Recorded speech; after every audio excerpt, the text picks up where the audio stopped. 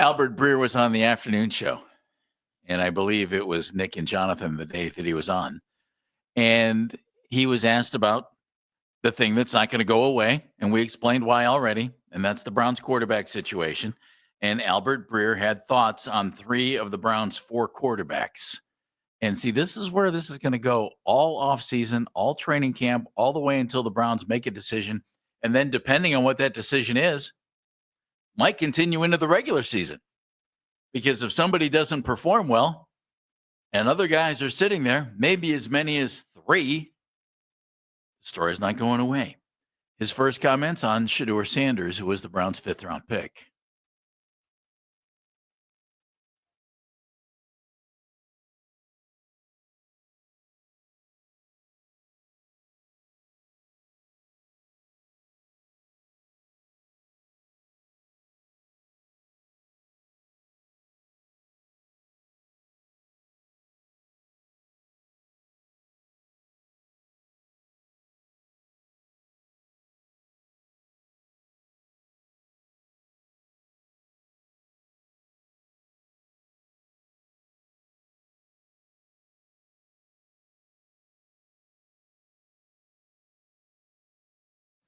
And the NFL saw it as a guy, for whatever reason, slipped to the 5th round. So he looked at Dylan Gabriel, and he was picked higher. That's more than the basket size. It's the draft status. I just think it's garbage at this point. I'm not buying it. I don't buy. We've had this conversation probably 15 times. All right. I'm not. The Shedeur Sanders being a 5th round selection just doesn't matter to me. I don't care. Because I don't think now, because now he has a chance to compete and win the job. Yeah, but I don't care, because if he does win the job, no one's going to care, or they're just going to be like, remember, he was a 5th round pick. Nobody wanted him. All the Browns are geniuses. Or, oh, he was just a 5th round pick. Who expected anything out of him? The league knew what was right. There's more to it with him in particular. I just think there's more to it. What do you mean more to it? Teams didn't like. First of all, can we get over the whole? Well, he got passed over by all these. Well, how many? You just explained it. How many quarterback battles are there? How many battles are there going into camp? 3. 3. Okay, so you got to think that 75% of the league didn't need a quarterback in the first place, so there was no way they were going to take him. So you've eliminated 3/4 of the league, if not more. And so now you're putting them into a tiny box of teams that need quarterbacks and perhaps could start.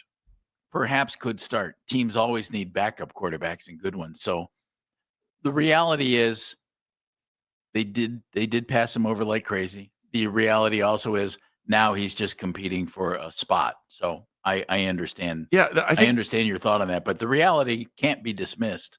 And that's that everybody passed him over numerous times.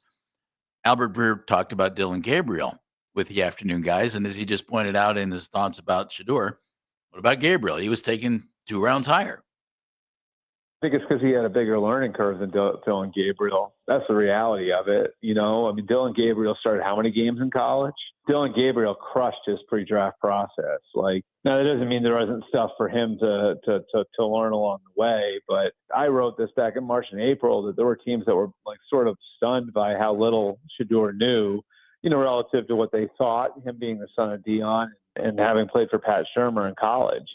So I think Shedeur, and maybe this isn't any fault of his own, but I think Shedeur had a lot more ground to cover than Dylan Gabriel did. And so because of that, it's harder to put him out there with the first team. Again, you have to be able to answer to your players in these sorts of things. That's the way I look at it, at least. It was Albert Breer with the afternoon guys and talking about Shedeur being behind and everything else. Dylan Gabriel played 5+ years of college football, high level, really great productivity.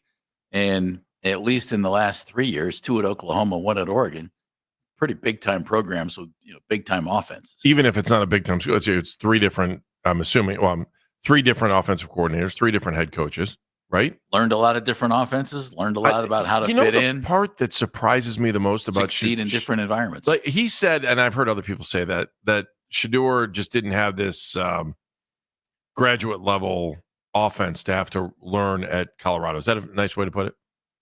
It was not as intense. Yeah, not as deep of an offense. That's fair. And is that part of it was because he didn't have an offensive line and he was running for his life. Oh, that's true. But Pat Shurmur probably wanted to put him in the best position to win. Didn't care. And without an offensive line or much of a running game, Travis go deep. Yeah. Yeah. Or Travis step three yards behind the line of scrimmage, and here it comes. And if it works, let's go. Now take off. Yeah. So I'm because I don't remember hearing Pat, and not that Pat Shurmur would say anything bad or anything about a learning curve coming into the NFL, but I don't remember hearing anything pre-draft from Pat that was kind of like, oh, he's going to have to adjust. I'm sure maybe somewhere he would have said that, but he's going to have to adjust to the pro game, but they all do. He should be ready to go. No one's going to rip a kid that just played for him. Especially with a chance. That's correct. No matter where he got drafted, there was always a potential for him to be a high draft pick. Albert Brerier mentioned the guy who didn't get a whole lot of reps during mandatory minicamp, Joe Flacco, Andy's uncle. Are you done? Wait, what? That's what I said. Oh. This is where you're supposed to play that. Okay. Yeah. I didn't know what you're talking. I heard Andy's uncle. I went, wait, what the hell? Okay. Let's go.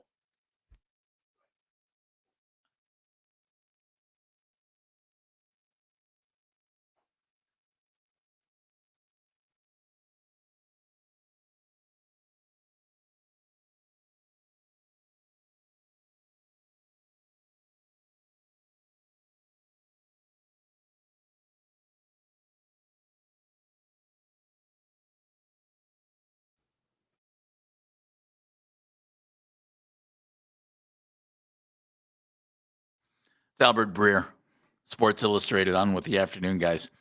Do you think Flacco got a first-round bye? In other words, you don't have to really do a whole lot of mandatory minicamp because we know what we have, and that's why he was the last guy with reps and everything else? Would you let Myles Garrett sit out? It's the same thing. Yeah, I do. But I also think that it's really worth noting, once training camp starts, is Joe getting reps?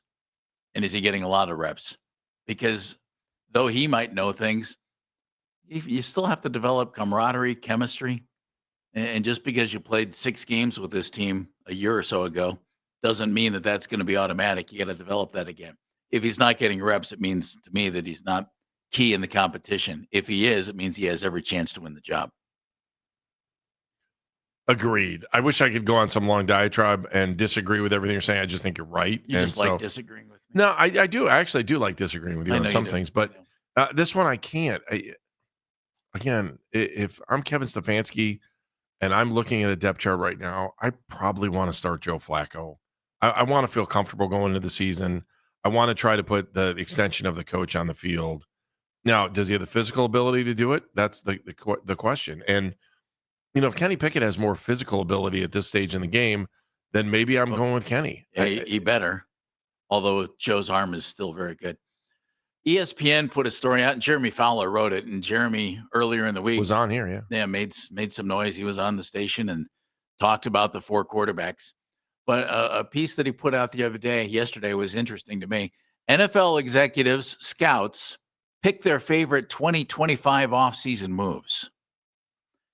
And, I saw that and I thought, well, I got to scroll down. You must. So the first thing was Aaron Rodgers to the Steelers. Next thing was George Pickens to the Cowboys. Next thing was Seattle, Geno Smith, basically for Sam Darnold, Jalen Milroe, and Cash, as the Raiders ended up with their quarterback of the future. So they kind of, got rid of Geno and went with Sam Darnold there. And the next was the Browns draft haul after moving from number 2 to number 5. What do you think of that? I think it's fair. I think, especially because there was no payout on it yet. It's all on paper. Well, not completely, because you do have a defensive lineman in the middle of the line who you ended up taking. Again, hasn't done anything, hasn't played one game yet for the Browns. Okay, true. So on paper, yeah, I can agree with all. I agree with that. Fowler wrote, this will work out swimmingly. And anytime you can use the word swimmingly, I mean, that's good. Swimmingly, if Cleveland Browns GM Andrew Berry plays it right. Do you have to be eating fish and chips to use that word? Or no? No, I don't think I used a British accent when I said it. Yeah, but swimmingly just Swimmingly. does it not have a British feel to it? I know it's got a snooty feel to it. Yeah, it's British. He said, as multiple scouts noted, Browns ended up with their running back of the future, Quinshon Judkins, at 36. Yep. They can attack a strong 2026 class with 2 first-round picks, both of which could be early due to Cleveland and Jacksonville's states of transition. That's the bigger reason. An AFC exec said, hard to pass on Travis Hunter and Abdul Carter at 2, but you get a good young defensive tackle. And this is an interesting part of this. You get a good young defensive tackle in Mason Graham. That's a position that's really expensive now. So to get a player on his rookie scale there is crucial. We haven't heard that very often, have we? See, that's an NFL exec talking right there, and AFC executive to be more precise. And no one's questioned what he's done in camp so far. So everyone's, other than, he had a little reverse peristalsis there early on. Barfed. Yeah. Why can't people are eating lunch, Jeff? Barfed. Why don't you use some medical terms? And then the AFC exec said, and this is really about, Dan, you ready? 2026. Can they get their quarterback of the future there? They're going to find out. Do they need... Doesn't that upset you that we're sitting here talking about the quarterback of the future in the next draft? No. When they have 4 quarterbacks here now? Each one of whom has specific attributes that CBS Sports felt they were so strong they should write an article about it.